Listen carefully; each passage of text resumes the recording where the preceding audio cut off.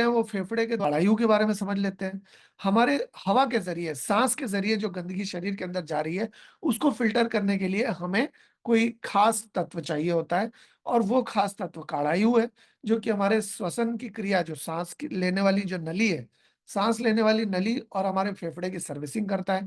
उसको पूरी तरह से साफ कर देता है, ताकि किसी भी तरह से हवा से जाने वाली जो गंदगी है वो शरीर के अंदर ना पहुंच पाए।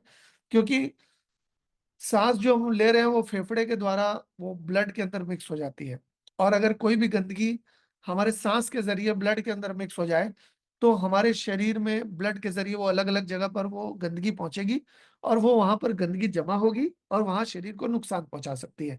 इसकी वजह से काढ़ायु के जरिए जब हम ये जो अपने फिल्टर को साफ कर लेते हैं, हवा का जो फिल्टर है, चाहे वो सांस की नली कही है या फेफड़ा कही है, उसको जब हम अच्छी तरह से साफ कर लेते हैं, तो साफ हो जाने के बाद जल्दी से गंदगी हमारे फेफड़े में जाती नहीं, जाती है तो फिल्टर हो जाती है, क्योंकि आपका फिल्टर बिल्कुल क्लीन हो गया है। आप देखेंगे घर में भी जब आप पानी के फिल्टर को क्लीन करेंगे, तो वो अच्छी तरह से पानी को फिल्टर करने लग जाएगा। यानी कि अगर हमारे सांस का फिल्टर क्लियर हो जाएगा, साफ हो जाएगा, तो वो ज्यादा अच्छी तरह से एयर को प्यूरिफाई कर पाएगा। जो गंदगी पहुंचाने वाले तत्व हैं उसको शरीर में ब्लड के साथ मिक्स ही होने नहीं देगा। तो अश्वगंधा अश्वगंधा वाइटालिटी, स्टैमिना को इंप्रूव करता है।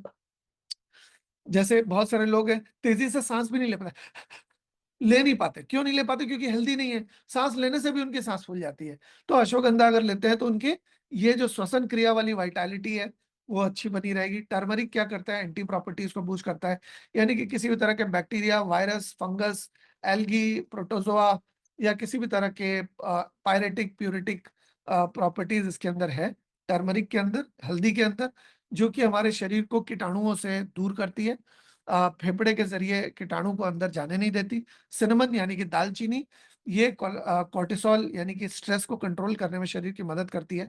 क्योंकि जब स्ट्रेस आपके शरीर के अंदर ज्यादा हो, तो आपके अंदर ब्लड के अंदर कीटाणुओं के पैदा होने के और कीटाणुओं के नए मतलब बनने के और कीटाणुओं के जाने की प्रबलता बढ़ जाती है। तो जब सिनेमन कॉर्टिसोल को कंट्रोल करता है, यानी कि स्ट्रेस वाले हार्मोन को कंट्रोल करता है, तो आपके शरीर के अंदर नेचुरल इम्यूनिटी सिस्टम ज्यादा अच्छी तरह से बिल्ड हो पाता है। आंवला डिटॉक्स करने में मदद करता है। ग्रीन टी आपके ऑर्गन्स की सर्विसिंग करने में मदद करती है, खास करके फेफड़े की सर्विसिंग। जब यहाँ सर्विस ऑफ ऑर्गन्स कहा जा रहा है, तो आप समझ के चलिए कि फेफड़े की अच्छी तरह से सर्विसिंग होती है। तो ब्लैक पेपर यानी कि जो हमारा ये है आपके, पेपर को कहते हैं ये, देखिए पेपर को क्या कहते हैं, मैं स्लिप हो रहा है दिमाग से।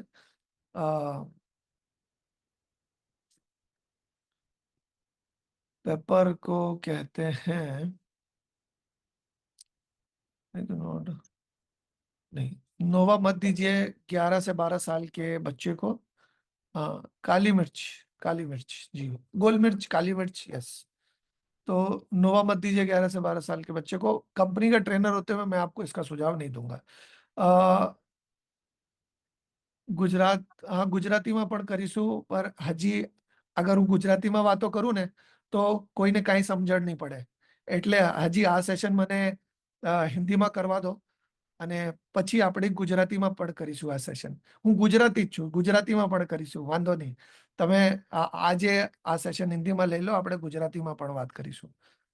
થોડું વેટ કરો, ગુજરાતીમાં આપણે સેશન કરીશું. તમે પોતાની અપલાઈનથી અને ટોપ સિનિયરોથી પણ વાત કરી શકો છો, અને એ લોકો મને કહે તો એ હિસાબથી આપણે એ પ્રમાણે આપણે સેશન કરી લઈએ. ओके, होल्ड ऑन, ओके, ठीक है। तो काढ़ायु, जैसा कि मैंने आपको बताया कि इसके अंदर जिंजर होता है। जिंजर जो है वो हमारे लंग की हेल्थ को मेंटेन करने के लिए बहुत कारगर है, और साथ ही साथ शंखपुष्पी होती है, डाइजेशन के लिए, कोर्टिसोल से लड़ने में भी बहुत कारगर है। कोरिएंडर होता है इसके अंदर, जो कि मेथी होती है, शायद मेथी। तो ये वेन्स की हेल्थ के लिए, नसें, धमनियां और सिराएं जो है उनकी हेल्थ के लिए बहुत अच्छी है। क्लोव जो कि लौंग होती है, ये हमारे ऑर्गन्स की सर्विसिंग करती है, बोन की हेल्थ के लिए बहुत अच्छी है। आप देखेंगे कि दांत में अगर किसी भी तरह की समस्या हो तो हम लौंग को दांत में दबा लेते हैं। तो ये हमारी दादी नानी के नुस्खे बने आ रहे हैं। तो क्लोव जो है वो इस वजह से अच्छा है क्योंकि वो दाँत के लिए बहुत ही अच्छा होता है। साथ मतलब हमारे फेफड़े के लिए भी बहुत अच्छा होता है। लौंग इस वजह से लोग चाय में अक्सर लौंग मिलाकर लौंग और इलायची और अदरक वाली चाय लोग अक्सर पीते हैं, क्योंकि वो फेफड़े के लिए बहुत अच्छी होती है वैसे भी। तुलसी भी लोग मिलाते हैं अमूमन जब मतलब कफ एंड कोल्ड हो जाता है या उनको सर्दी-खाँसी की दिक्कत होती है तो तुलसी भी इस्तेमाल करते हैं क्योंकि इसमें इम्यून बूस्टिंग प्रॉपर्टीज़ होती है और ख़ास करके सर्दी, खाँसी, ज़ुकाम से बचाने में शरीर की मदद करते हैं। इसके अलावा नटमेग, मुलेठी, अदुल्त, इकनेशिया, ब्रह्मी, एस्फेरडिटा, ज़ेंथोन और विटामिन सी भी इसके अंदर होते हैं जो कि अलग-अलग फंक्शंस को परफॉर्म करते हैं। तो आप में से जितने भी लोग साँस लेते हैं, वो सारे लोग काढ़ा-यूँ लीजिए। आप 6-7 साल, 8 साल के ऊपर आप दे सकते हैं क्योंकि इसमें ज़ेंथोन या कह लीजिए जो हमारा मैंगोस्टीन है उसकी संख्या बहुत कम है।